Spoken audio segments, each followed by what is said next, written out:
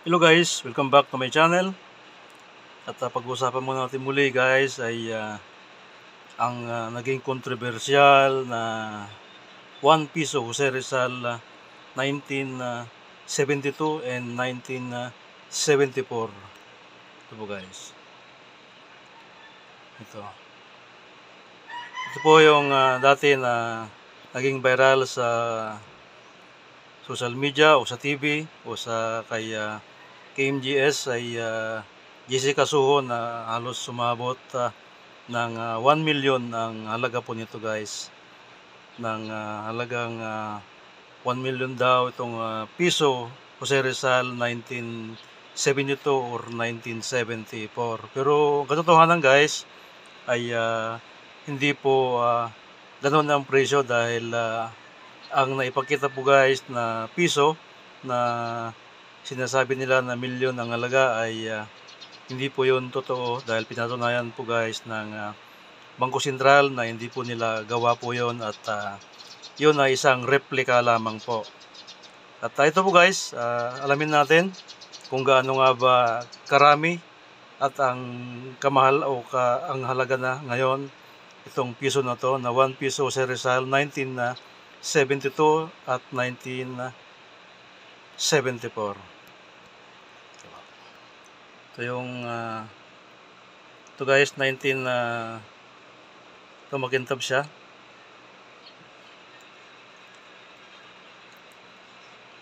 Ito 1974.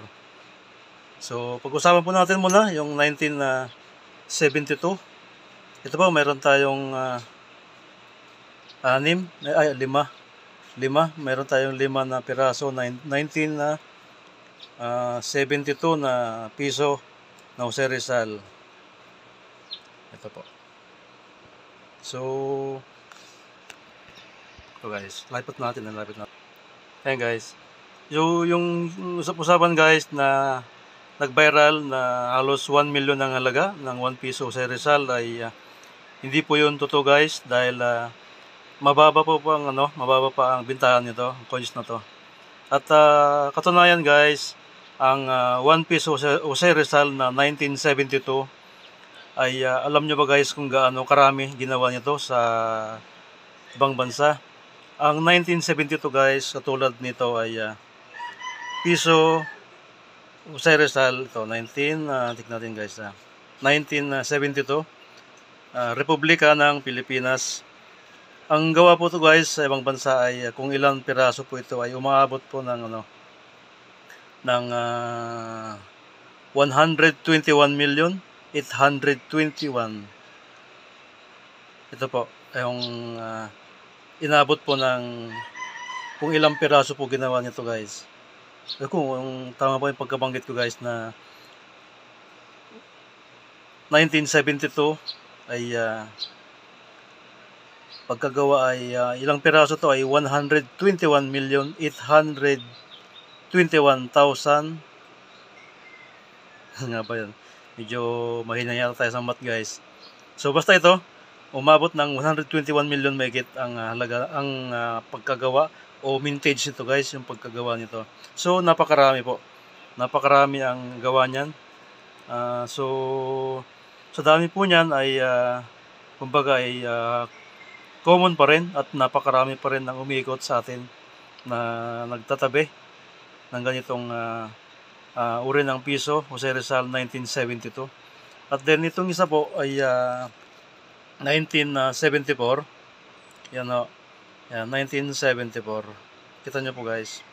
Ito ay medyo mas mahal sa kanya sa 1972 dahil mas mababa ang pagkagawa nito o vintage.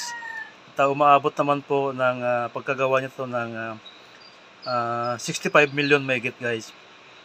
65 million mahigit ang pagkagawa nito ng 1 piso 1974.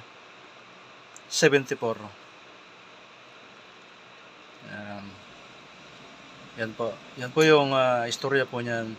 And then hindi naman po aabot po ng ganong halaga na napakataas guys ng 1 million dahil ang pagkagawa nito guys, ang composition ng pisong ito ay gawa po ng nickel brass 70% ng copper, 18% ng zinc, at meron din 12% na nickel. So wala po itong halong ano guys, wala itong halong gold na sinasabi po nila. So ito nga, ang kanyang timbang ito, ang kanyang weight ay umaabot siya ng 14.45 grams. Yan. So malaki po siya. Yan. 14.45 grams. At diameter, ang diameter niya guys ay 33 mm.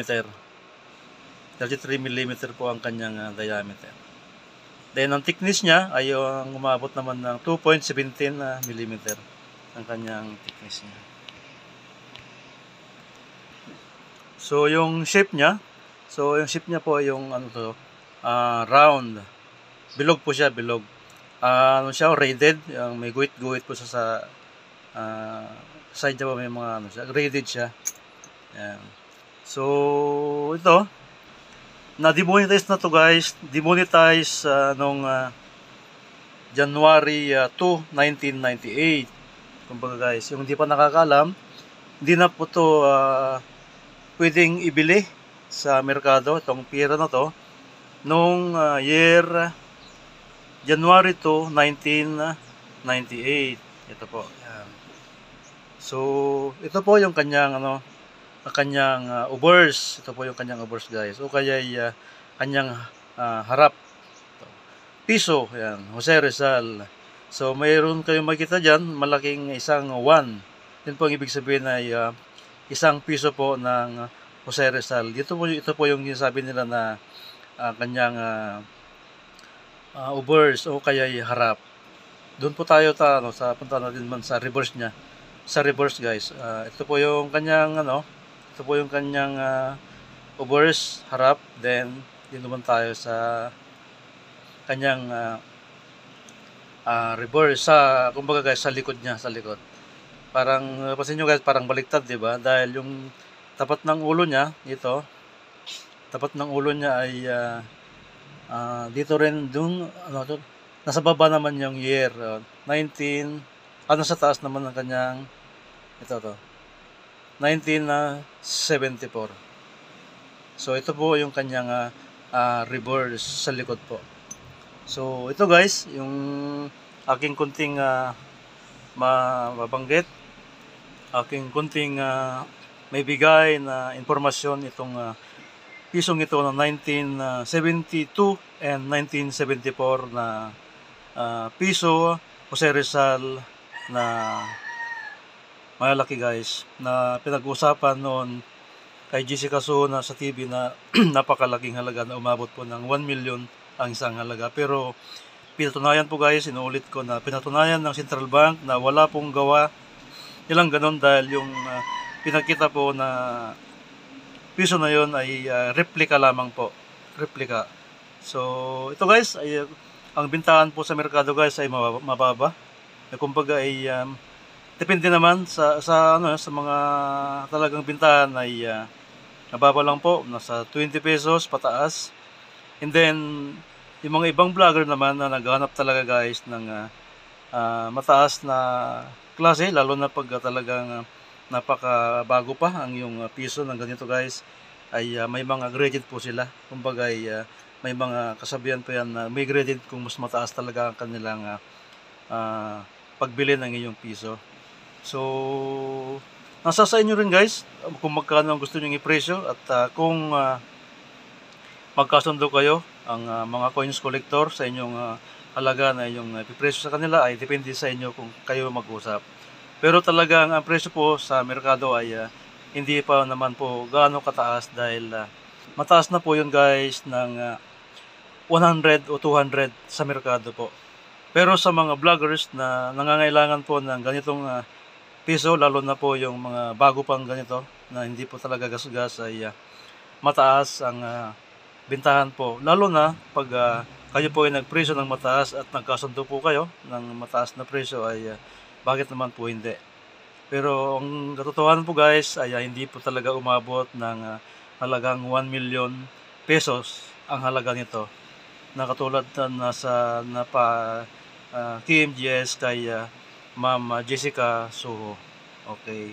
So kung meron kayong ganito na piso guys na 1972, 1974 raw sa Rizal ay pwede naman pong itago muna at kung halimbawa ay susunod pa na henerasyon na itataas ang kanyang halaga ay pwede nyo pong ibenta po. Nasa inyo na po kung ibenta nyo.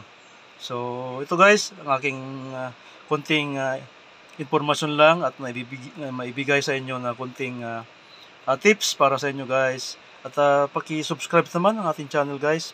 At pindot din ng notification bell para po updated po kayo sa aking mga pinapalabas na video. Okay guys, maraming salamat. At sana po napagbigay ako ng konting kaalaman sa itong piso na to guys. Okay, thank you so much and more power guys. God bless. Bye-bye. Thank you.